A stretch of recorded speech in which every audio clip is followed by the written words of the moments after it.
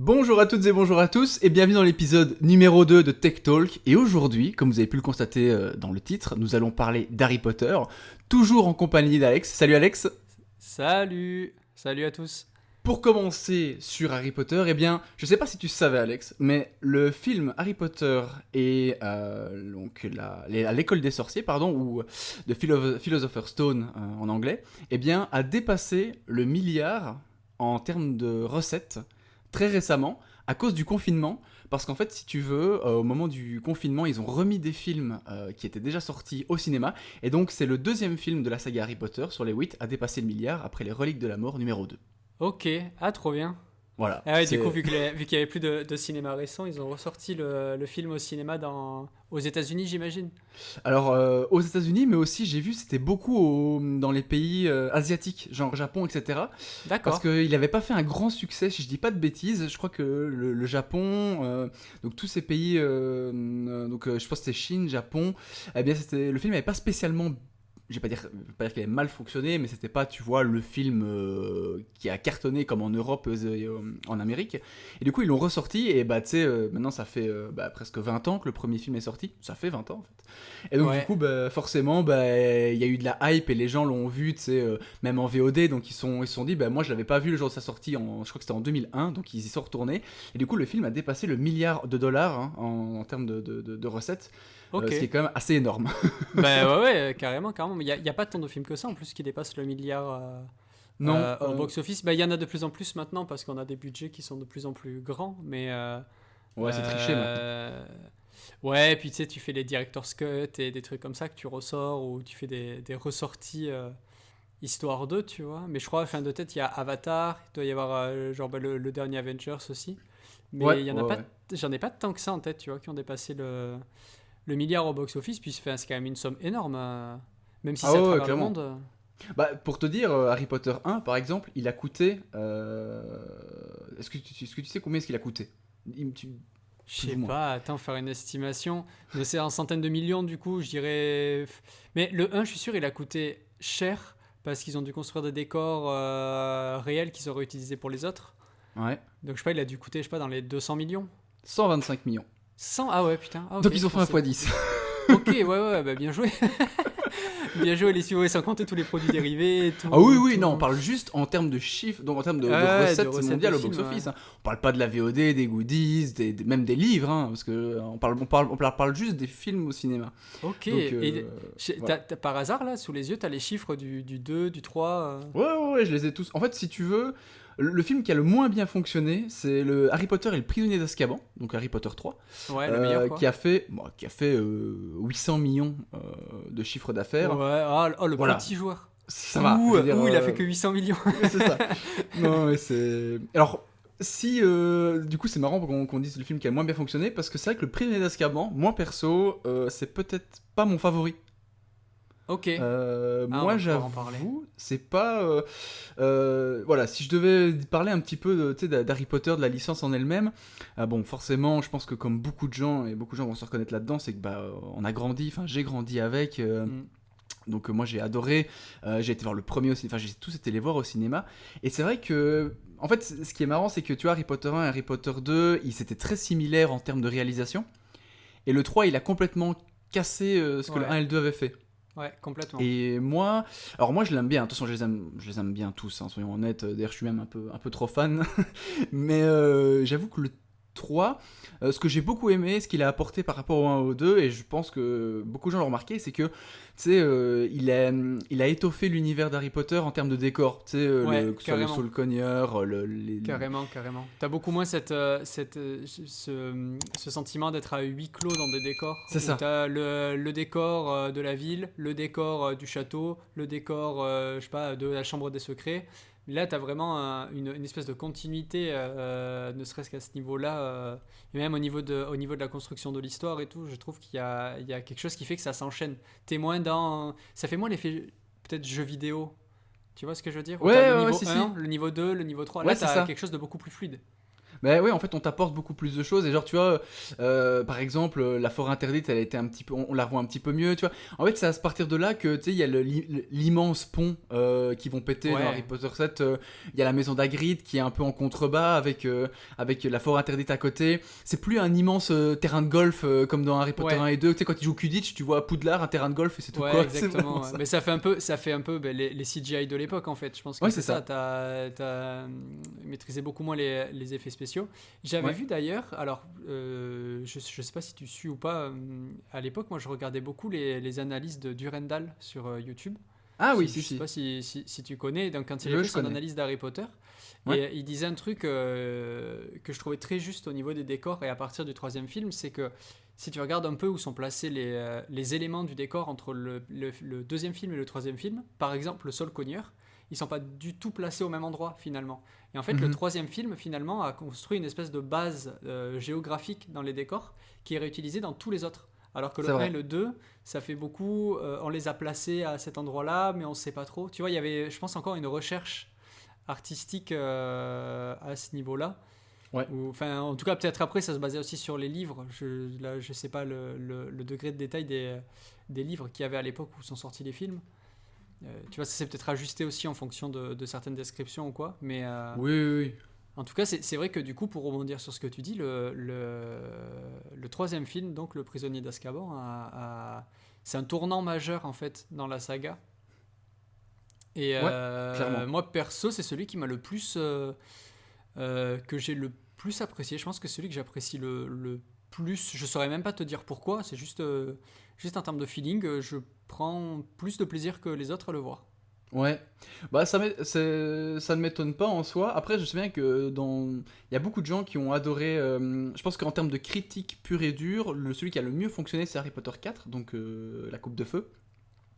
Donc c'est quand même celui là qui fonctionne le mieux parce que je pense qu'en termes d'histoire, c'est vrai il est très novateur, c'est assez bien construit, on s'ennuie pas. Maintenant, c'est vrai que moi le 3, enfin j'ai peut-être un peu plus de mal avec la construction de l'histoire. Je sais pas, en fait, c'est vraiment difficile. C'est vraiment un ressenti. Je le trouve beaucoup plus. En fait, je crois que c'est beaucoup plus froid que le 1 et le 2. Ouais, Et c'est peut-être en normal. fait, je pense que c'est parce que vu que tu les regardes dans l'ordre, t'as une rupture qui est très brutale. Et en fait, le 4, il est Mhm. pas spécialement plus froid que le 3, mais tu t'es acclimaté.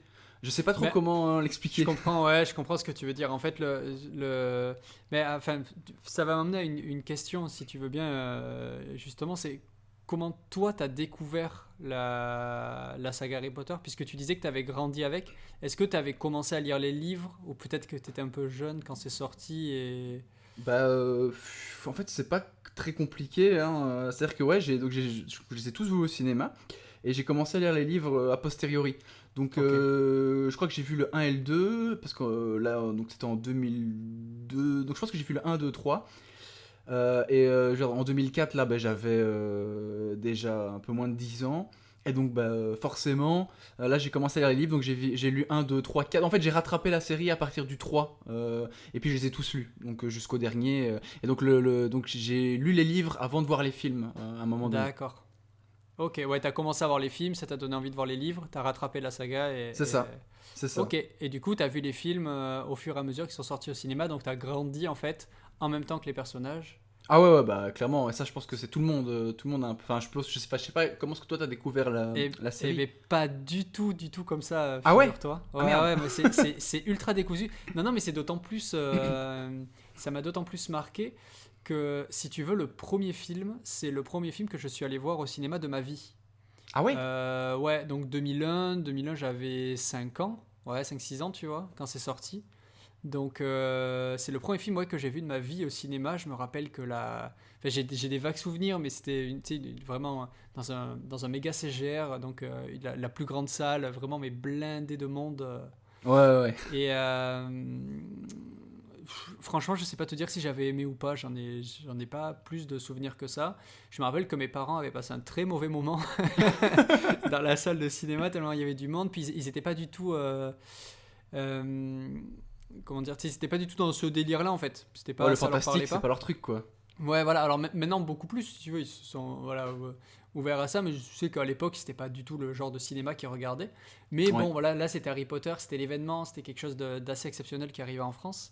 Mhm. Donc tous les médias en parlaient, quoi. Donc on est allé voir ça au cinéma.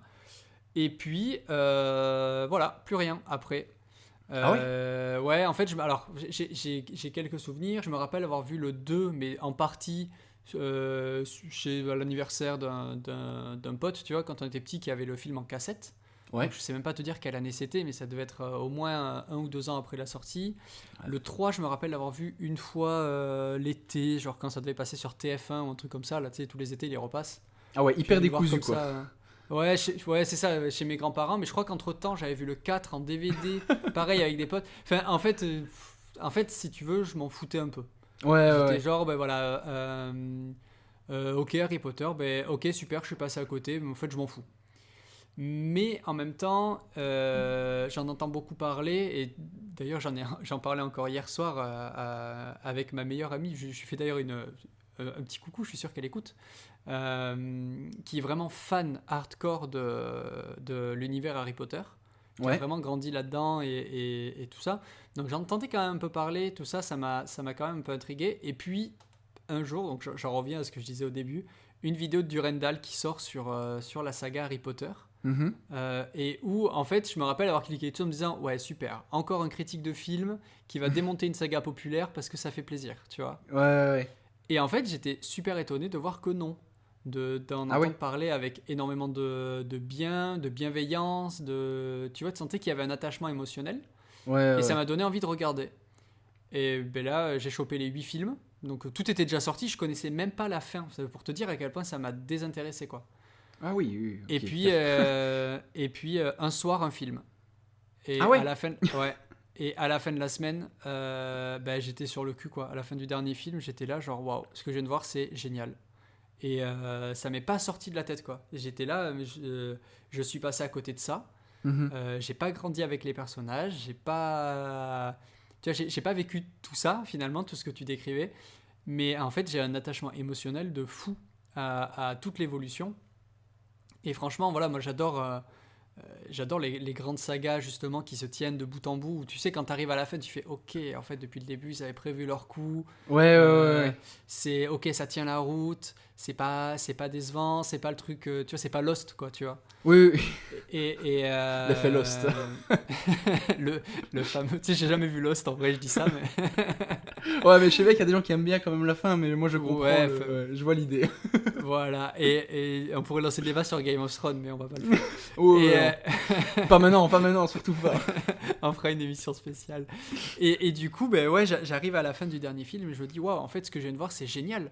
Ouais. Et je crois que j'ai attendu un mois, tu vois, pour digérer le truc et tout, et je me suis rematé les 8 films. Alors pareil, un soir, un film. Et j'ai revu le truc maintenant, après, tu vois, en connaissant la fin, en connaissant tout ça. Entre-temps, j'avais regardé plein de critiques, plein de trucs. Je m'étais du coup ultra renseigné sur la saga Harry Potter. Ouais, ouais, Et ouais. je me suis dit, ben, je crois que c'est ma saga préférée. Enfin voilà, en termes de construction de film, en termes d'univers, je me suis dit, c'est exceptionnel. Ce que je viens de voir, c'est exceptionnel. Ouais. Et, et voilà, bah, à l'époque où j'ai regardé ça, il n'y avait pas encore tous les Marvel aussi. Euh, Mhm. il y avait peut-être le Ah ouais, premier non. Avengers qui devait être sorti.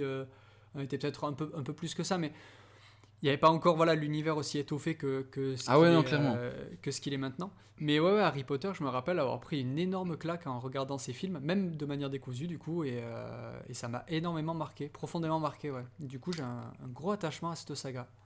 Bah, je suis assez d'accord. Je suis assez d'accord en fait. Et moi, si je devais donner un peu mon avis pour enfin, pour expliquer le pourquoi j'adore Harry Potter, pourquoi j'adore cette saga, c'est simplement parce qu'en fait c'est une saga. Je sais pas, mais honnêtement, mais en fait c'est con. Mais si tu prends film par film, oui, je les aime bien les films par film. Je les aime bien, je passe des super bons moments dessus. Je pourrais te regarder une 55e fois Harry Potter, je sais pas, Harry Potter la Coupe de Feu, Harry Potter la Chambre des Secrets, qu'importe n'importe lequel, je vais passer un bon moment. Mais ce qui a fait que j'ai adoré ce qui a fait que j'ai adoré, et c'est ce que tu as dit, c'est que c'est une saga, c'est qu'il y a eu 8 films, et que c'est c'est l'ensemble qui fait que c'est génial. Je veux dire, tu vois Harry Potter grandir pour au final se mettre sur la gueule contre Voldemort. Tu vois, c'est con, mais c'est vraiment ça qui est ouf. C'est que la hype, elle monte, elle monte, elle monte, elle monte. Et en plus, t'as la fin qui est en 2 parties et au final, qui fait encore plus augmenter la hype. Parce que moi, quand j'avais lu les livres, enfin, tu vois, je savais ce qui allait se passer. Mais c'était en un livre, là, c'est en 2 films. Et parce que c'est une série, parce qu'il y a eu 8 films, parce que ça a toujours été dans le même univers, ce côté fantastique, et bien au final, quand tu termines le 8ème, tu fais waouh!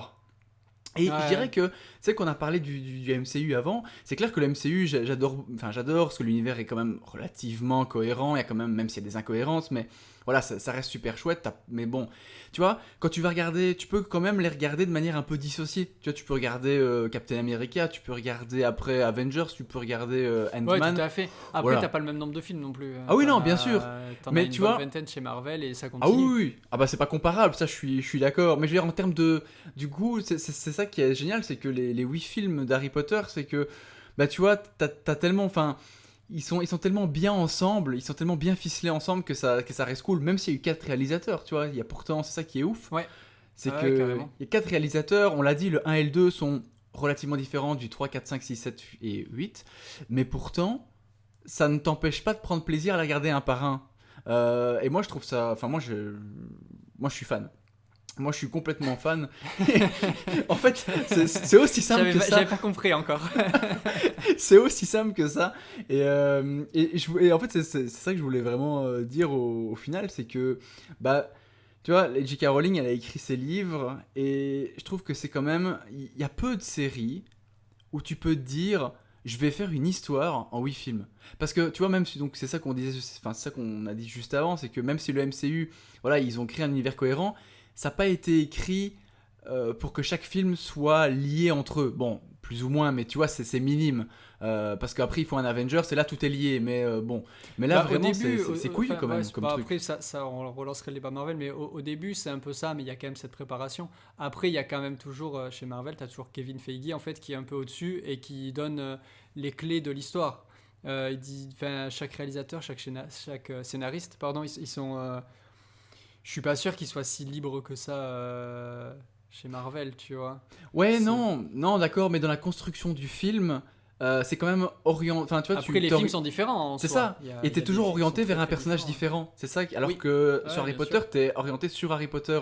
Et Ouais, pour ouais, je faire comprends. une, Ouais. pour faire une saga de 8 films qui fonctionne, enfin, il faut oser, quoi. Parce que, bah, moi, je connais pas une autre saga qui a fait autant de films. Et d'ailleurs, pour donner un comparatif, parce qu'il y a d'autres sagas qui ont fait plein de films. On peut citer Twilight, on peut citer Hunger Games, on peut citer Divergente.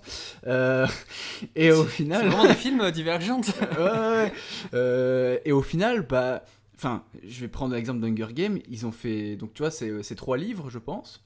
Ouais, Et c'est ils ont ça. fait, une fois qu'Harry Potter a décidé de faire le final en 2 films, il y a eu le syndrome Harry Potter. Twilight a fait C'est pareil, vrai. C'est Hunger vrai. Games ça fait pareil. Et Hunger Games, je suis désolé, peut-être qu'un jour on aura l'occasion de faire quelque chose, mais la première partie d'Hunger Games, donc le film numéro 3, mais la première partie du final, putain, on se fait chier, quoi. Ouais, il se passe rien. On Mais se fait après, chier. Harry Potter, le fait de le séparer en 2 parties, je pense que la raison principale, enfin, je pense, hein, elle n'est pas économique au départ. Elle est arrivée après, bien sûr, elle prend tout son sens ensuite. Mais je pense que le premier truc, c'est de se dire, ok, tu poses le scénario donc du dernier livre, donc pour en faire un film, tu as un film de 4 heures, où je pense, enfin, à mon avis, tu avais un film de 3h30 Ouais, il y a que le Seigneur des Anneaux bien qui fait ça. tassé, tu vois.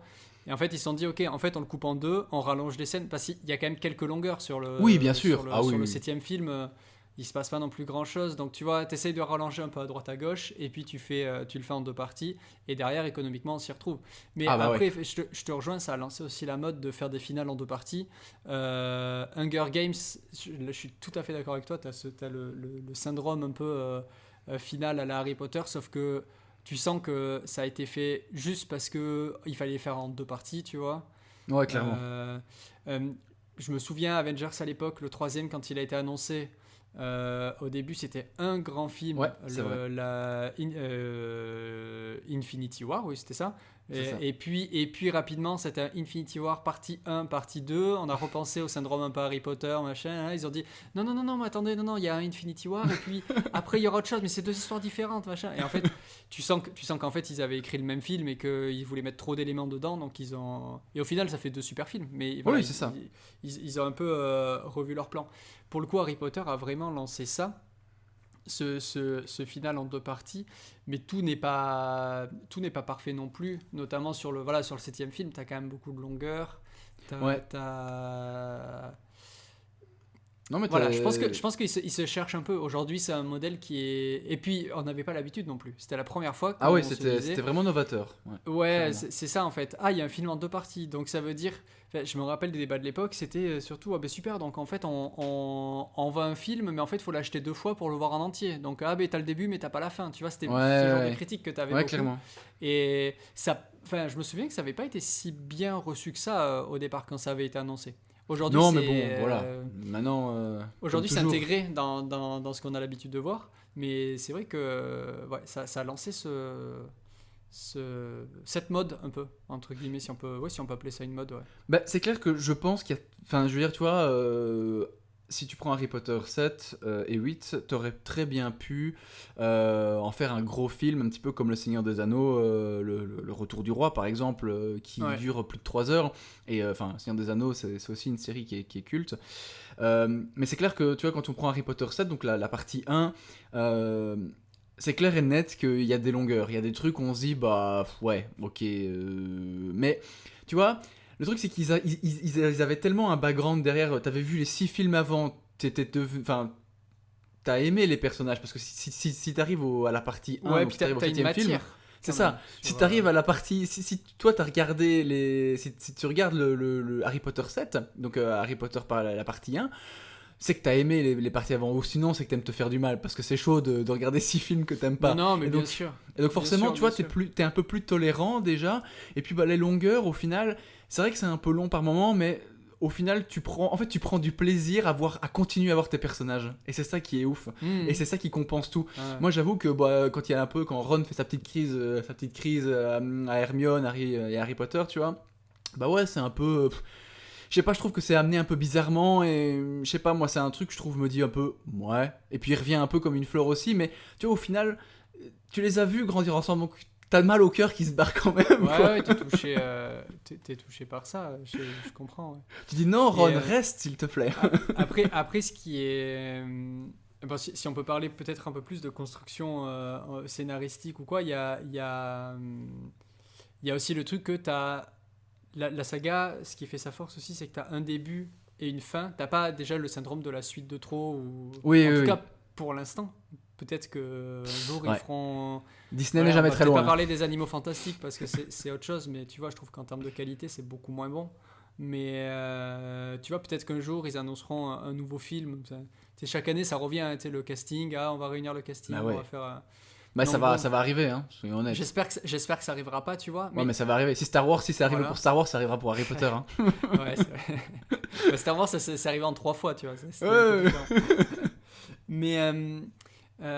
Mais du coup, voilà, ce qui fait sa force pour moi, c'est que tu avais le début, la fin qui était prévue au moins par l'auteur dès le départ, parce que c'est clair et net que J.K. Rowling, elle n'a pas réfléchi la fin en écrivant le dernier film.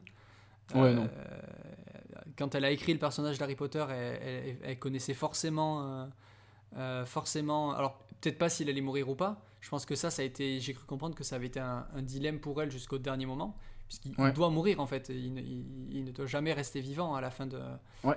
à la fin de la saga. Donc, ça, je pense qu'il y a eu un coup de pression aussi des fans et tout ça en se Ouais, disant est-ce ouais. que je vais les décevoir ou pas. Mais par contre, le fait de voilà tout son attachement à Voldemort, l'histoire de sa famille, etc., c'est clair et net que c'est pas quelque chose que tu fais en plein milieu de saga où tu te dis ah attends, en fait, ok, depuis le début, il est lié à tel truc et tout. Enfin, Ouais, non, non, c'est sûr. ne serait-ce que sur ses particularités physiques, sa cicatrice, etc. C'est posé dès le départ, c'est présenté avec le personnage, c'est visible, on lui en parle tout le temps. Je me souviens dans le premier film, on en parle un peu moins dans les autres, j'ai l'impression, mais dans le premier film, c'est Harry Potter, c'est le mec avec la cicatrice, tu vois. Ouais, c'est ça. Avec la cicatrice me fait mal, etc. Ça revient un peu au fil de l'histoire, mais dans le premier, ils mettent vachement l'accent dessus. Donc, tu as déjà le,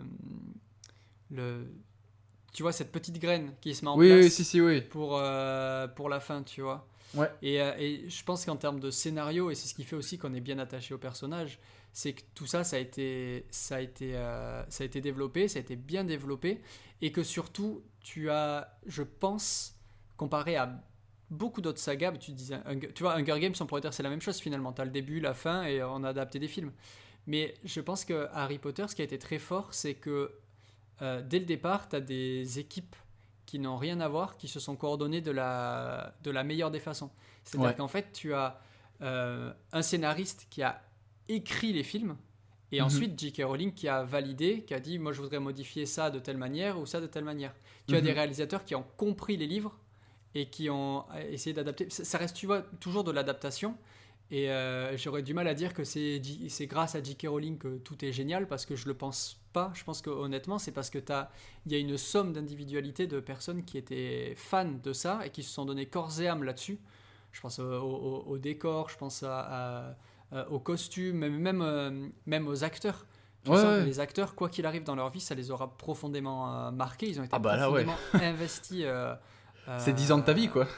Ouais, clairement, avec tous les soucis qu'ils ont pu avoir aussi dans leur vie pendant ou après les tournages.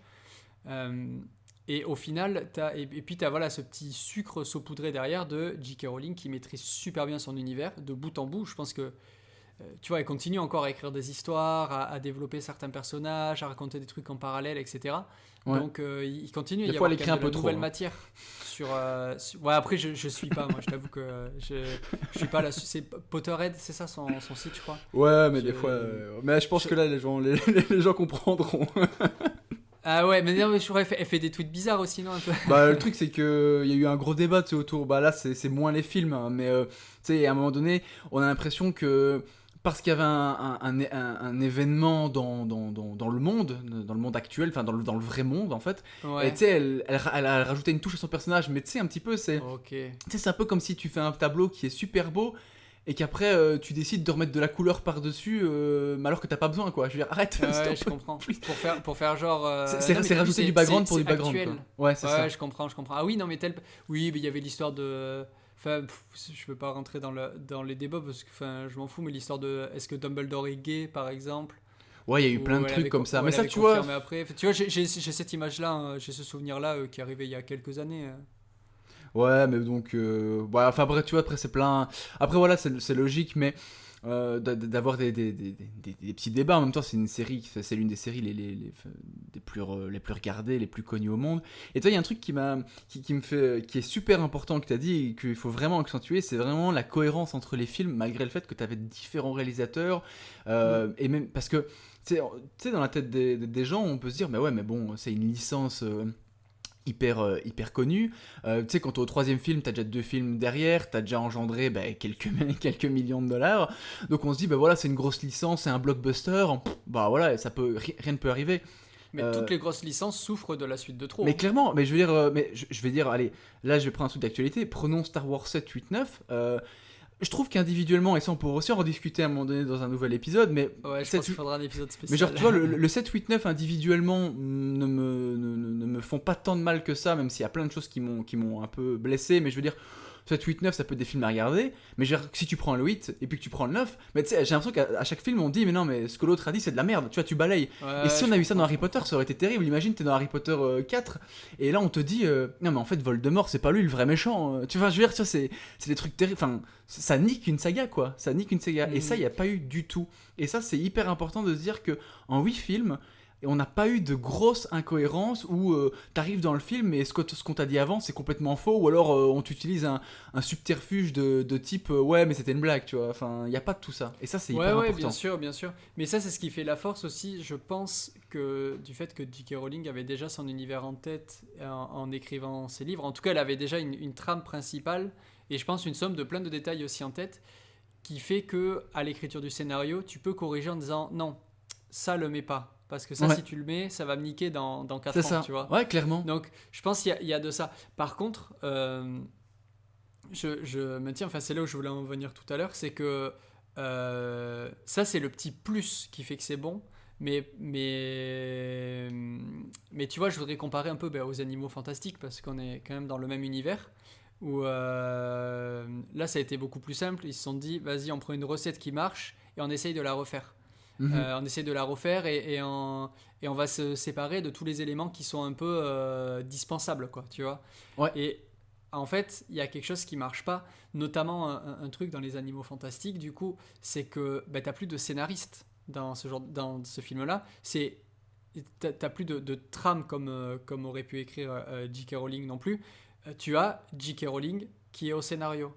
Et Ouais. tu vois, elle est pas scénariste, elle est écrivaine. C'est pas du tout le même métier. Et Ouais, c'est ce clairement. qui fait aussi la force d'Harry Potter, c'est que je pense que tu as une entente entre les studios qui l'ont fait, les personnes qui s'y sont investies dès le départ, encore une fois, et vraiment J.K. Rowling qui est venue en fait saupoudrer Ouais, c'est ça. de plein de Elle petits contrôlait en détails, fait. de petites choses. Ouais, voilà, je pense donner son accord, mais je suis pas sûr qu'elle ait le dernier mot sur tout non plus, tu vois, je connais pas les coulisses par cœur. Non, non, Je mais pense tu vois, il qu'elle y a avait des eu discussions en interne, je suppose, des trucs comme je, ça. je pense qu'il y a une grosse liberté créative pour tout le monde, mais dans le respect C'est de ça, la de la matière licence. première, Ouais, en fait. clairement. Euh, et c'est un peu. Alors, je vais comparer peut-être à autre chose, même si c'est un petit peu différent. J'ai l'impression qu'il y a eu un peu ça aussi dans Game of Thrones, tu vois, au départ, dans les premières Mhm. saisons. Ouais, Avec une connaissance totale de l'univers, un respect total de l'univers. Et puis petit à petit, en fait, bah, tu as la fiction qui a dépassé enfin, le média série qui a dépassé le média livre. Et où du coup, bah, certes, les mecs, ils ont toujours l'histoire, ils ont toujours la trame, ils ont toujours tout ça, mais tu peux plus saupoudrer de toute cette petite subtilité en plus que peut rajouter l'auteur euh, parce qu'il a tous les détails en tête, parce qu'il connaît ses personnages et parce qu'il sait où c'est qu'il veut les emmener. mhm. Et du coup, tu arrives sur tu vois des dernières saisons qui sont peut-être un peu rushées ou bâclées. Enfin, tu vois, c'est un peu le sentiment qu'il y avait sur cette saga. Chose du coup qu'il n'y a pas chez Harry Potter parce que les choses elles ont été faites dans le bon ordre. Et Ouais. c'est rare en fait. C'est malheureux à dire, mais j'ai l'impression que c'est quand même assez rare au niveau des sagas de faire les choses dans le bon ordre. Euh, Parce que en fait, non mais c'est facile à dire maintenant que c'est sorti et que ça a trop bien fonctionné, mais c'est ultra casse-gueule aussi comme projet. Ah Au bah début, oui. quand tu adaptes le premier film, personne ne sait comment ça va se terminer. Il y a Ah elle non. sait comment ça va se terminer parce qu'elle a prévu son coup, mais personne ne sait ça. Donc, en fait, tu avances pas dans l'inconnu, mais presque. Tu avances en même temps que l'auteur principal, quoi. Ouais. Donc, voilà, je pense que ça se fait pas sans personne talentueuse derrière. Et tous les réalisateurs qui ont réalisé les livres, pour moi, qui ont réalisé les films, pardon, sont déjà des personnes talentueuses par rapport à ce qu'on leur a demandé. Les deux premiers, qui ressemblent à des films pour enfants, Ouais. euh, ça a été, eh ben, alors j'ai bouffé le nom du réalisateur, malheureusement, C'est Chris Columbus. Chris Columbus, qui est quand même un habitué à faire ce genre de film un peu coloré, joyeux, Ouais. enfantin, tu vois. Et c'est ça qui est génial aussi, c'est que chaque film reflète pour moi à la perfection l'âge des personnages principaux. C'est ça, tout à fait. Euh, les deux premiers films sont colorés parce que Harry, il a 11 ans, 12 ans, tu vois, enfin 10, 11, 12 ans, tu vois, à peu près. Ouais, c'est ça. Donc voilà.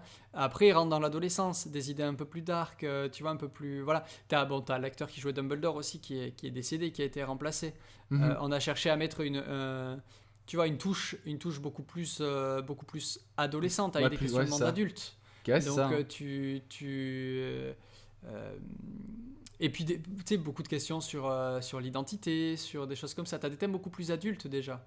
Ouais. Euh, le quatrième qui est aussi très très bon, qui est très dense, tu vois, c'est pareil. En fait, petit à petit, tu vas dans quelque chose de plus en plus adulte, de plus en plus sombre aussi. Chaque film s'assombrit quand même, hein.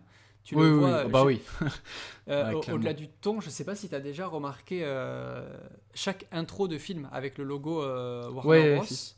Ouais. Euh, À la fin, enfin, en t'as tout plus envie de cas, voir le logo, quoi. tu vois plus le logo en fait à la fin carrément. T'as plein d'orages. Alors je sais pas si les personnes qui nous écoutent ont déjà remarqué ça, mais je vous invite vraiment à revoir juste les intros de films. Le premier est très coloré et plus on avance dans la chronologie et plus le logo devient sombre. C'est le même logo, hein, c'est voilà. Et plus en fait ça devient sombre dans la façon de mettre en scène l'introduction. Ouais. Et, euh, et voilà, en fait, je pense que c'est des détails auxquels on fait pas attention au premier visionnage, mais qui inconsciemment nous amène à adorer et à avoir ce sentiment d'être de plus en plus impliqué en fait dans l'histoire.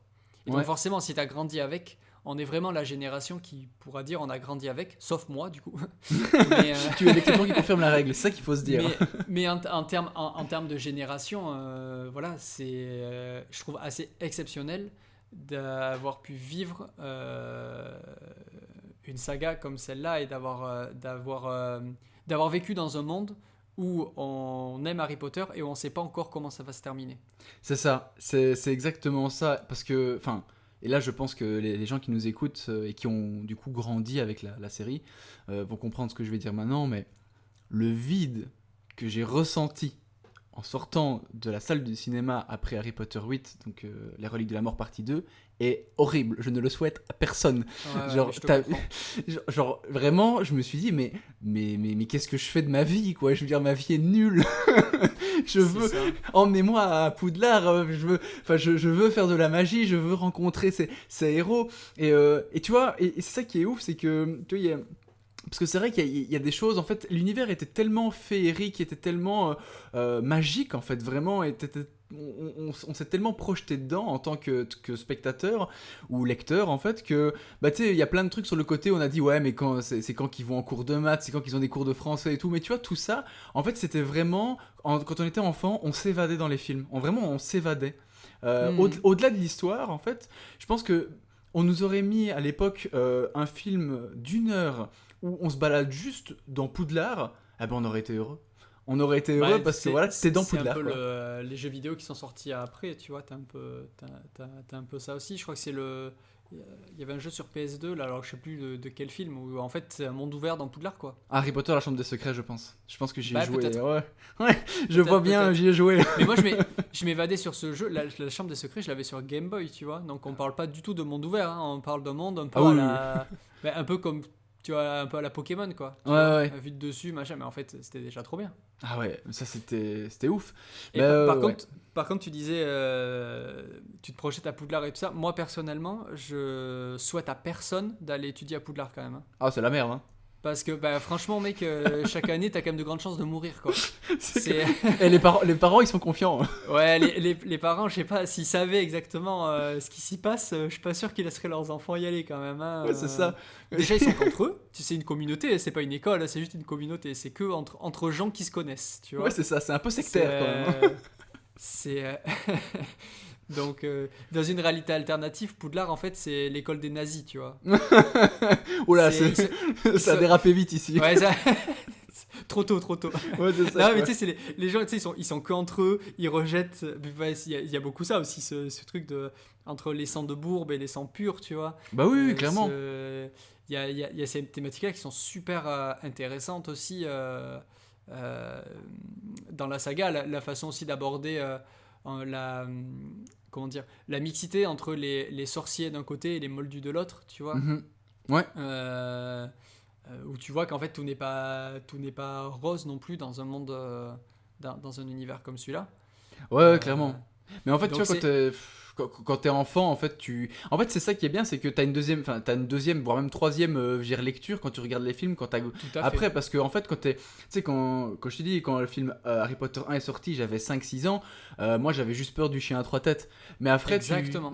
Mais après, tu grandis et tu te rends compte, bah ouais, tiens, il y avait ça, il y avait ce détail-là, il y avait ce détail-là, et tiens, les moldus. Tu sais, tout le délire de sang de bourbe dans Harry Potter 2, ça a pris. Au final, on l'a tous vu un petit peu en mode anecdotique, mais maintenant, ça a beaucoup plus de sens qu'il y a 10 ans. C'est ça qui est Ouais, ouf. tout à fait. Mais parce qu'on a grandi. En fait, mais c'est comme un peu un bon Disney, tu vois. Parce Ouais. il y a aussi des mauvais Disney. Mais un bon Disney, c'est ça en fait. C'est que quand tu le vois enfant, tu as une lecture. Et quand tu le vois adulte, tu as une seconde lecture qui rend l'œuvre encore plus impactante en fait. Et c'est ça qui est la force d'Harry Potter. Euh, je pense que si un jour j'ai des enfants, par exemple, je serais trop content de leur montrer les films, mais pas d'affilée, tu vois, mais vraiment de leur montrer à l'âge où tu vois, un par an, quoi. Ouais, ouais, Un peu comme c'est sorti au cinéma. ouais. Parce que les thématiques, en plus, évoluent. T'as cette deuxième lecture, mais déjà, cette première lecture, elle évolue déjà avec l'âge du public. Mhm. Les premiers films sont très légers avec cette double lecture, mais les derniers films t'as plus ce côté léger dedans, Ah ouais. et parce que le public il a plus 5 ans non Ah plus. bah oui. Tu vois, Clairement. c'est une saga qui a su s'adapter à son public. Déjà l'idée, alors c'était déjà le cas dans les livres, mais déjà l'idée de faire un livre ou un film égale une année scolaire, Mhm. c'est vraiment royal. Déjà, quand tu vas raconter une histoire qui se passe dans une école, c'est super intelligent. Et puis surtout, en fait, c'est que chaque année, tu as ce plaisir de retrouver les personnages comme tu pourrais retrouver tes potes C'est après ça. les vacances, tu C'est vois. ça, tout à fait. Ce goût de rentrée scolaire. T'as ce plaisir aussi de voir que ils ont tous un peu évolué. C'est quand même déroutant. Moi, tu vois, pour avoir vu tous les films d'affilée et l'avoir découvert comme ça, il y a quand même un truc qui est déroutant, c'est que tu te dis entre chaque film, putain, les personnages ils changent beaucoup quand même. Ouais, les vacances d'été, elles sont longues hein, chez eux. Sauf que, ouais, mais sauf que du coup, en fait, c'est logique. En fait, quand je me reprojette, moi, quand j'étais au collège, en fait, c'est ça. Entre le mois de juin où tu termines et le mois de septembre où tu reprends, certes, il se passe que 2 mois ou 2 mois et demi, tu vois, en fonction de quand est-ce que tu termines et quand est-ce que tu reprends. Mais dans ta vie, en fait, ça va à 1000 à l'heure. Il se passe plein de choses, t'as rencontré plein de nouvelles personnes, t'as changé physiquement, t'as changé, tu sais, au niveau... tout à l'heure, je regardais là quelques images des différents films, les coiffures, quoi. Ouais, ah D'un ouais, ouais. film à l'autre, c'est un truc de fou. Harry Mais en Potter fait, 4, c'est pas possible. Hein. bah, c'était l'époque, tu vois. C'est au moment où Justin Bieber commence la à mode. percer, tu vois. Tu vois, c'était à 2 doigts d'aller faire de la tectonique, les mecs. Ouais. Allez. C'est pas Mais possible. ça aussi, c'est marrant parce que, tu vois, je m'en étais pas spécialement rendu compte. Là, je suis allé tout à l'heure. En fait, avant d'enregistrer, je regardais un peu la page Wikipédia d'Harry Potter. Ouais. Et en fait, il y a un truc qui est très drôle, c'est que on a beaucoup de mal à savoir avec certitude à quelle époque ça se passe. C'est avant les années 70, je pense, dans les livres, non? Ah, en fait, Ok, on se 70. pose jamais la question. Alors, quand on lit bien les livres et tous les indices qui sont disséminés, il y a les réponses. Alors, il faudrait que je retrouve maintenant la page pour te dire, mais ça se passe dans les années 90. Ah, c'est 90? Moi, j'avais... Donc, non, 90, si tu... Ouais, ouais, mais ça va, et je peux... Ouais, je suis bilingue, hein. si tu parles belge-français. Ouais, ça m'arrive, ouais, je fais les deux, je suis très très fort. Mais ouais, moi je pensais que c'était avant les années 80, moi, je pensais. Eh bien, ça se déroule. Regarde, alors, je te lis ce qui. Je vais te lire les détails. Vous pouvez les retrouver alors, sur Wikipédia si vous aimez bien Wikipédia. Mais même si J.K. Rowling n'indique jamais explicitement en quelle année se déroule son récit, elle a laissé suffisamment d'indices pour que l'on puisse affirmer que cette intrigue principale se déroule entre le 23 juin 1991, c'est très précis quand même, hein, Ouais. c'est-à-dire le réveil de Harry Potter le jour de son 11e anniversaire chez son cousin Dudley, Ouais. et le 2 mai 1998, le jour de la mort de Voldemort.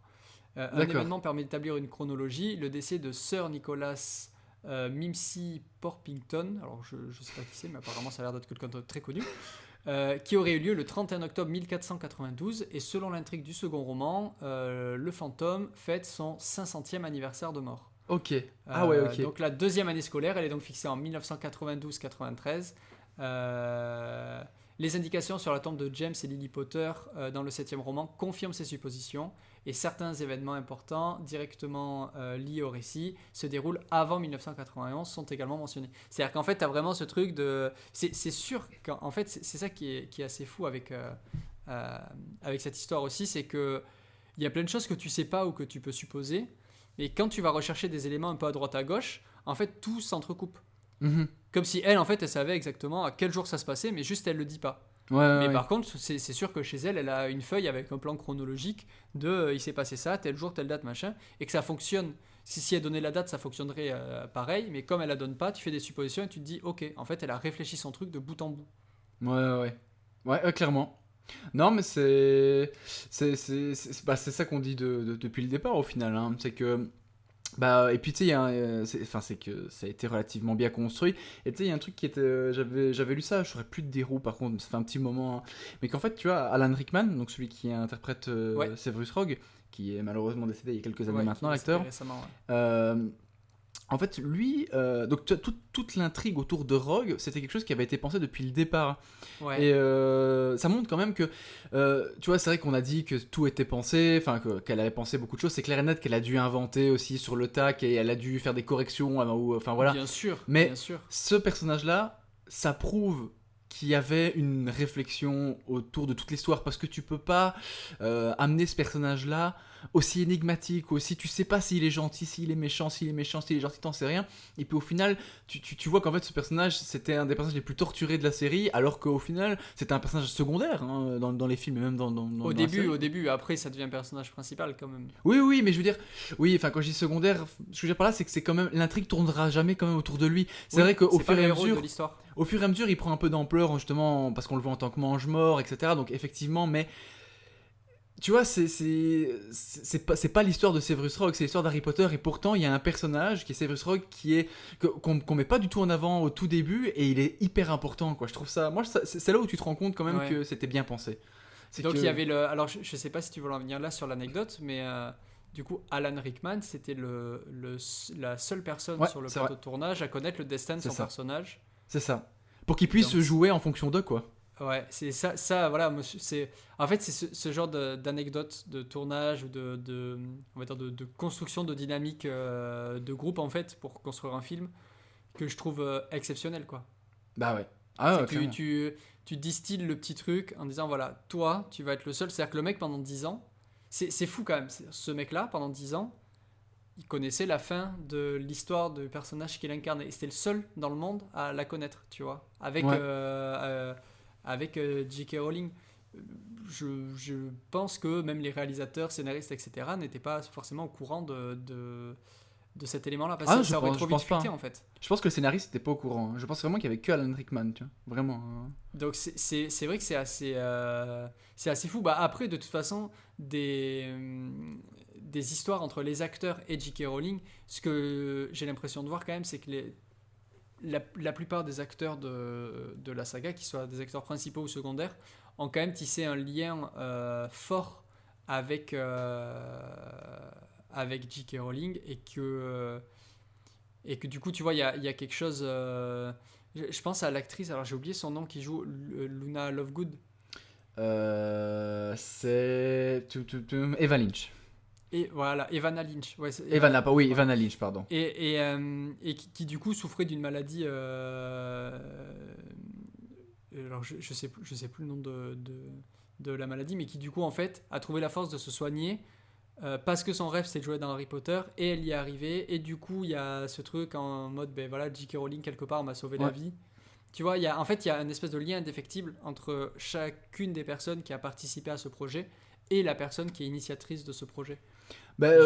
Oui, et puis de toute façon, il y a un truc qui est hyper important, c'est que le casting, de manière générale, il est hyper bon. Il n'y a pas de mauvais vraiment choix. Il n'y a pas un acteur où tu te dis, même les acteurs secondaires, même dans les enfants, ça c'est con, mais Neville Londubat aussi, qui prend un petit peu d'ampleur. Carrément. Mais je veux bien casté. Mais je veux dire, même l'acteur en lui-même a step up, tu vois, je veux dire, c'est ouf, c'est incroyable, c'est vraiment incroyable. Drago Malfoy, qui est interprété par Tom Felton, c'est impressionnant aussi de se dire que l'acteur, tu vois, il a...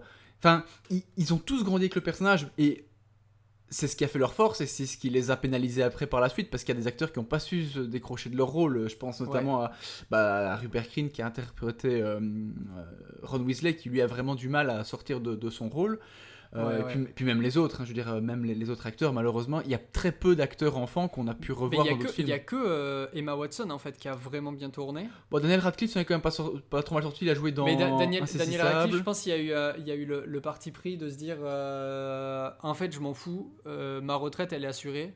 Et en fait de se faire des kiffs, de se dire ok, je suis super jeune et en fait je vais jouer que dans du cinéma d'auteur ou des choses. En fait l'image je m'en fous. Moi ce que je veux c'est juste me faire kiffer avec des choses que je pense que les jeunes acteurs vont pas spécialement faire parce que ça mettra en danger leur carrière. Je pense que si demain sa carrière elle s'arrête, mais qu'est-ce que c'est Harry Potter.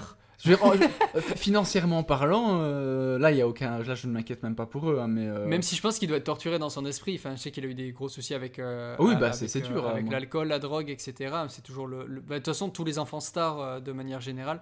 Là, encore une fois, voilà, la seule qui pour moi a vraiment bien tourné, c'est Emma Watson. Ouais. Bah, elle a qui réussi est à devenu se détacher, ouais. encore meilleur après, tu vois. C'est Qui ça. s'est détaché de ce rôle-là, qui s'engage dans des combats, qui va au bout, tu vois. Même si elle a pas tourné dans des méga films, Bon, elle a elle quand a même fait tourné des dans des gros grosses. films. Ouais, elle a fait des gros films, mais tu sais, jamais des gros succès, quoi. Ouais, bah, elle a fait La Belle et la Bête quand même, qui est assez. Qui est bien. Je sais pas si c'est un succès, tu vois, en Ouais, fait. c'est vrai. Mais après, c'est vrai que maintenant, quand C'est- tu me dis Emma Watson, je pense plus à Harry Potter. Ouais, c'est Alors ça, que et les c'est autres, si. totalement détaché du personnage. Et ça, après, par contre, et c'est ça qui, je trouve que c'est ça qui est marrant aussi, c'est quand c'est en deux temps. Tu sais, les acteurs enfants, ils sont pas vraiment, ils sont restés dans leur rôle et ils se sont pas détachés de leur rôle, mis à part Mm. quelques exceptions. Mais par contre, le casting adulte, lui, on le voit encore partout. Mais parce qu'il était connu avant. Mais c'est ça, en fait. Mais oui, c'est ça. Mais c'est ouf parce qu'eux aussi, ils ont quand même joué des rôles pendant 10 ans. Et pour moi, il y a un acteur que je trouve incroyable. C'est celui qui joue Sirius Black. J'ai oublié son nom d'acteur. Ah C'est bah oui, oui, bien sûr, bien sûr. Mais tous les rôles qu'il fait sont, Gary Oldman, voilà. Gary Oldman. C'est ça. Voilà, tu le vois là, donc dans Sirius Black, et tu le vois dans The Dark Knight. Ouais, c'est ouf. Euh, Inspector Gordon. Enfin, tu vois, c'est un rôle, c'est pas du tout le même rôle. En fait, dans tous les films qu'il joue, il peut jouer en fait des super gentils comme des super méchants, et c'est parce que c'est un putain d'acteur en fait.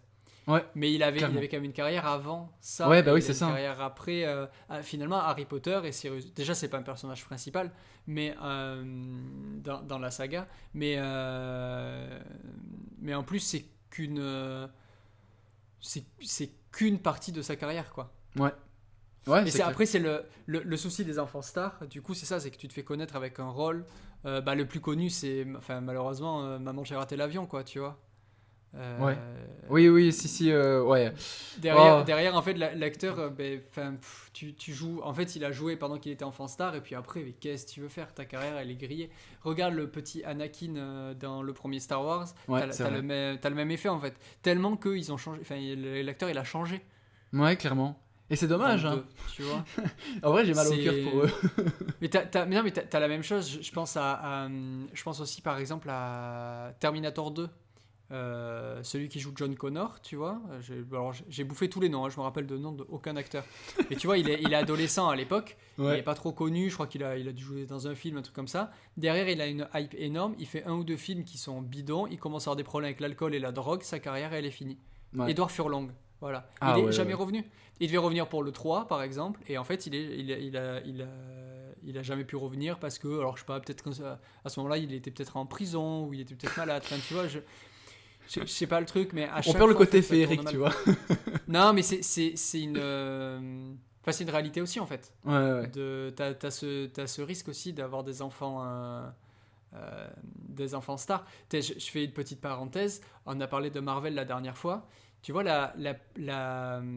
donc la fille de Tony Stark dans le dernier Avengers, Ouais. l'actrice qui joue cette fille, qui lui dit je t'aime plus que 3 fois 1000. Ouais, ouais. Et ben cette petite, depuis que le film est sorti, elle peut plus aller à l'école. Ah ouais? Elle a été harcelée par ses camarades. C'est en fait la phrase a tellement tourné, ça a été un peu tu sais, c'était le truc le plus cute de l'année quoi, tu vois, quand le film est sorti. Ouais, Ben du coup alors je sais pas où elle en est, mais je pense qu'en vrai c'est plus une souffrance qu'autre chose quoi. ouais. Ouais. Ah ouais, à porter pour les acteurs, ça va pas être agréable tout le temps. Et ouais, puis quand t'as je veux dire, enfin, t'es pas encore construit mentalement quoi. Déjà quand t'es adulte, enfin. Ouais, il Tu sais, enfin, faut.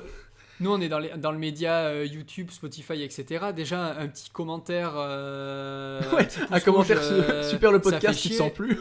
Et je pense que mentalement, tu vois, on est quand même assez construit, tu vois. Ouais, c'est ça, Donc, clairement. quelqu'un qui dit, ouais, j'aime pas trop, Ah, c'est dur, hein. t'es là, tu dis, putain, fais chier.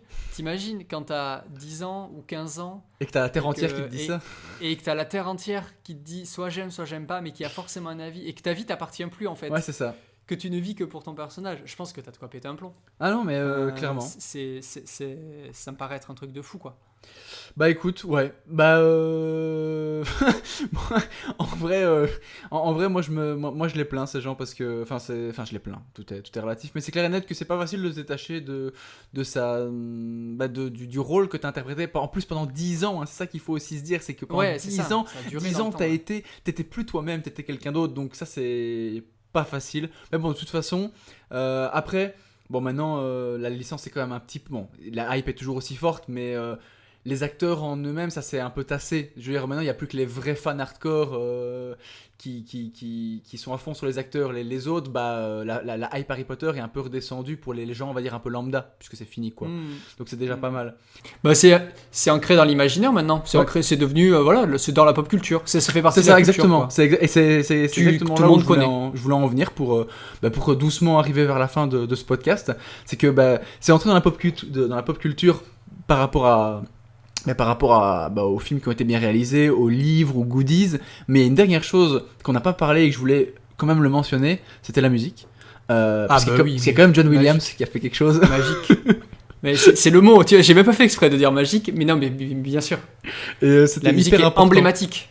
Moi, il y a un truc, vraiment. Alors, j'ai mal fait mon boulot parce que j'ai pas préparé cette partie-ci.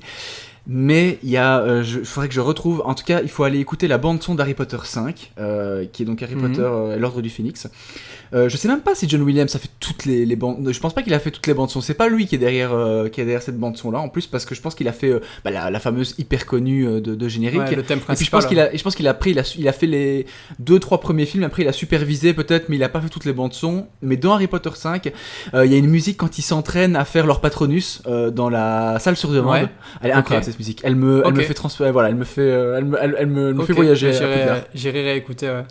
J'adore. C'est vrai que les musiques dans les films sont folles. On n'en avait pas parlé dans le premier épisode, mais c'est un sujet toujours très important à aborder parce que c'est indissociable des films que tu regardes, quoi. Et je trouve que les musiques, en plus, vu que tu parles de la première émission, tu sais, dans la MCU, les musiques, elles sont beaucoup moins iconiques. Bon, il y a la musique hyper connue la musique d'Avengers. Si, là, il y a Avengers. Mais je veux dire, t'as moins de musique.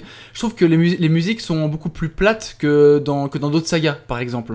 Parce qu'il y en a trop aussi, je pense. C'est ça. En fait, t'as un thème par personnage, donc t'en oublies forcément. Après, les meilleures musiques qu'on se rappelle dans Marvel, c'est toutes celles des Gardiens de la Galaxie, c'est-à-dire toutes les musiques qui sont pas du tout les musiques originales. ça fait un buzz de fou quand même aussi. Ouais, donc, clairement. Donc voilà. Moi, je voulais te proposer un petit truc avant de terminer. Ouais, dis-moi. J'y pensais en parlant comme ça. J'aimerais bien que tu me dises une chose que tu apprécies énormément dans la saga, mais juste une chose, ça peut être n'importe quoi, et une chose que tu détestes vraiment dans la saga. Ouf. Ah ouais, là, comme ça, je suis dépourvu. D'habitude, c'est moi qui pose les questions. Ah bah ouais, tu vois, on inverse les rôles un peu. Truc que j'adore. Allez, un truc que j'adore, c'est toute la. Oh là là là. Voilà, tu me poses un de ces dilemmes de ouf. En vrai, c'est pas facile. Mais allez, si je dois me lancer, moi, ce que j'aime beaucoup, c'est. C'est compliqué, hein. Ah, c'est dur. C'est dur parce que, tu sais, je pense à plein de trucs. Je pense, tu sais, à l'univers. Je pense. Allez, moi, vraiment, si je devais choisir un truc, c'est la relation que Harry Potter a avec Sirius Black. Ok. D'accord. C'est une très bonne réponse. En fait, j'ai pensé à plein d'autres trucs. Hein. J'ai pensé, tu sais, au chemin de traverse et de travers. De toute façon, faut pas te confondre parce qu'Harry Potter, il s'est retrouvé dans la merde dans le 2 à cause de ça. Tu vois, mais donc j'ai pensé à tout ça. J'ai pensé même à Hagrid parce qu'il est un personnage hyper chaleureux. Mais j'avoue que la relation Harry Potter et du coup son parrain Sirius Black, je la trouve très touchante. Et c'est un des trucs que, tu vois, je trouve c'est ce que j'ai préféré dans le 3. Donc voilà. Et ce que j'ai pas aimé, tu devais enlever une chose de la saga. C'est la relation que Harry a avec son oncle et sa tante. En fait, je l'enlèverai pas comme ça parce que tu vas me dire ça coupe un peu l'histoire, mais mais je trouve que sans modifier l'histoire, mais quelque chose qui te semble. Mais je trouve qu'en fait c'est bâclé cette partie-là. Ok. Voilà. Ok, je vois, je comprends. Ouais. Moi, je trouve que c'est bâclé, donc bon. Et toi, du coup? Non, mais du coup, j'ai pas réfléchi avant non plus. Je réfléchissais en même temps que toi. Ouais. Je pense, moi, il y a vraiment deux énormes choses qui m'ont marqué, mais du coup, ça va se rejoindre. C'est pour moi la cohérence scénaristique, mais surtout voilà les rebondissements qu'il y a au niveau de ça. Donc moi, c'est la cohérence. Moi, je suis très pointilleux sur la cohérence d'une histoire. Ça me marque vraiment de voir que le plan, il est établi dès le départ. Tu suis ton plan, ton truc. Tu sais, le truc où à la fin, tu te dis, mais tout est lié. Mais là, c'est vraiment le cas, quoi, tu vois. Oui, c'est vraiment ça. Pour t'exprimer ça, je vais te parler de 2 scènes qui m'ont mis sur le cul. Dans le 3e film, la scène où il remonte le temps.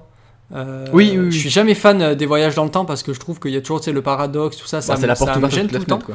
Et en fait, là, je trouve que, je sais pas, c'est assez bien géré avec, tu vois, l'histoire du Patronus que tu vois une fois, Harry qui pense avoir vu ses parents, et qui, en fait, tu te rends compte à la fin du film que c'était lui qui s'est vu lui-même en train de lancer un Patronus. Ça m'avait vraiment, vraiment marqué à l'époque. Ouais. Et puis deuxième truc, c'est dans le dernier film, quand il voit le souvenir de Rogue et qui comprend toute la vérité. Ouais, clairement. Laisse tomber. Ça m'a une ça a été. C'est là où je me suis dit, ok, je viens de voir quelque chose d'exceptionnel, quoi. Je te vois bien applaudir dans la cette salle de scène est cinéma, magnifique. Et c'est dommage de ne pas l'avoir vu aussi. Ah ouais, bah, je sais bien, ouais. Mais je te verrais bien, tu sais, dans le cinéma. Parce que ça, c'est un truc qu'on n'a pas trop en France, en Belgique. Mais j'ai déjà été voir, je fais une toute petite parenthèse, mais je trouve ça hyper marrant pour l'anecdote. J'ai fait un marathon, le Hobbit, au cinéma aux États-Unis, à San Francisco. Et en fait, donc j'ai fait le 1 et 2 qui étaient déjà sortis, et tu voyais le 3 en avant-première. Donc tu faisais le 1 et le 2, et le 3 sortait à minuit, un truc comme ça. C'est incroyable, à chaque scène d'action où t'as un héros qui pète la gueule à un méchant, tout le monde qui applaudit, qui gueule dans la salle, c'est un truc de fou. Hein. Voilà, donc. T'es au théâtre un peu. Ah ouais, donc vraiment, si un jour vous avez l'occasion de voir un film aux États-Unis, faites-le. Voilà. Parenthèse terminée. Non, mais je l'ouvre encore un tout petit peu. Moi, j'ai vécu ça au dernier Avengers, en fait, au cinéma. Pourtant, c'était en France. Mais voilà, la scène où tu sais, t'as tous les portails et tous les héros qui arrivent, une espèce d'explosion de joie. Ouais. Je pense que j'en avais parlé dans le premier épisode. Oui, c'est vrai. Mais vraiment, moi, ça m'avait marqué aussi dans mon expérience cinéma. Ah bah, et cette fois, je referme la parenthèse. Et du coup, un truc que j'ai pas aimé, mais c'est difficile. Je pense en fait, en revoyant la saga maintenant, les 2 premiers films, même le premier film, je trouve que, en fait, c'est celui qui me parle le moins en fait. Je me sens pas du tout impacté. J'ai plus l'impression de voir un film pour enfants. Même s'il y a cette seconde lecture et tout ça, encore une fois, mais j'ai plus l'impression de voir quelque chose que je vais montrer à un petit et que, tu vois, je vais regarder ça comme je vais regarder Le Roi Lion, quoi. Ouais. Complètement détaché, quoi. Et en fait, le premier film, je le trouve un peu osef, quoi. Le deuxième aussi, mais le deuxième, après, il y a tout le truc avec Tom Jedusor, tu vois, le petit truc qui se met en place où tu te dis, ok, ça te tient un peu, mais qui a ouvert la chambre des secrets, tu sais, ce petit truc enquête. Mais si je devais enlever un truc, j'enlèverais le premier film. Allez, c'est quand même paradoxal parce que c'est quand même eux qui ont casté tous les super acteurs au départ quand même. Ils ont fait un boulot de dingue pour en arriver là. Et, si tu veux, on commence les films par la fin, comme ça directement ça va plus vite. Ouais, faudrait les regarder à l'envers. Ouais, je peux comprendre parce que c'est vrai que l'intrigue, même autour de Nicolas Flamel, Flammèche. Ouais, c'est ça, Nicolas Flamel. Ouais, c'est ça, j'ai eu un doute. C'est vrai que c'est. En fait, quand t'as 8 ans, c'est énigmatique. Mais après, ouais, je comprends. C'est pour ça que tu t'appelles Enigmax ? Exactement, c'est exactement pour ça. Non, c'est parce que j'ai absolument aucune inspiration. Ouais, écoute, je propose qu'on s'arrête là. Ça me va. Moi, ça me va aussi. C'était super cool. On a discuté de plein de choses. J'espère en tout cas que les gens qui nous ont écoutés, que ça soit sur YouTube, que ce soit sur Spotify, Apple Podcasts, Google Podcasts, PodCloud, tout ça, ont passé un bon moment. Et évidemment, bien s'ils sont sur une plateforme qui autorise les commentaires, et bien qu'ils n'hésitent pas à dire un petit peu ce qu'ils ont pensé de cette série, parce que je pense que tout le monde a un avis sur Harry Potter. Même les gens qui ne l'ont pas vu ont un avis sur Harry Potter, donc vous ne pouvez pas ne pas avoir d'avis. Clairement, donc n'hésitez pas. Et puis comme toujours un petit pouce bleu si vous êtes sur YouTube, et s'abonner sur YouTube, mais également s'abonner au podcast sur Spotify et ainsi de suite. Bref, en fait tout ce qui vous semble bon, faites-le.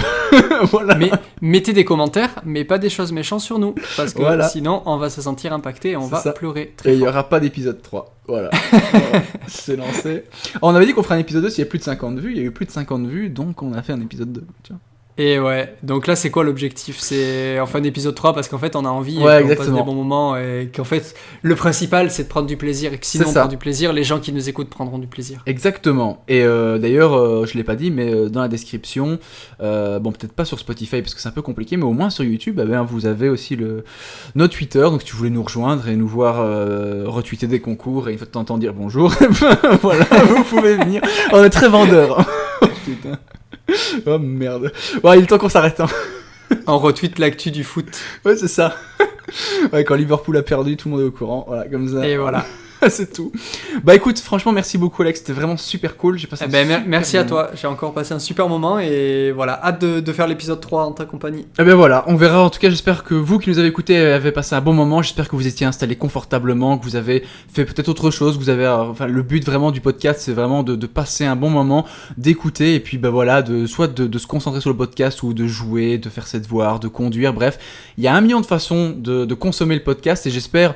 En tout cas que vous l'avez consommé de façon agréable et vous pouvez aussi nous dire comment vous avez écouté le podcast, que c'est toujours intéressant de savoir un petit peu dans quel contexte les gens nous écoutent. Je trouve ça toujours hyper intéressant. Moi par exemple c'est toujours dans la voiture que j'écoute des podcasts, donc voilà. N'hésitez pas. Voilà, sur ce sera le mot de la fin. Un tout grand merci Alex pour ce super épisode numéro 2. Et puis on se retrouve pour un prochain. Plaisir. Voilà. Ciao, à bientôt. Salut tout le monde, prenez soin de vous. Ciao ciao.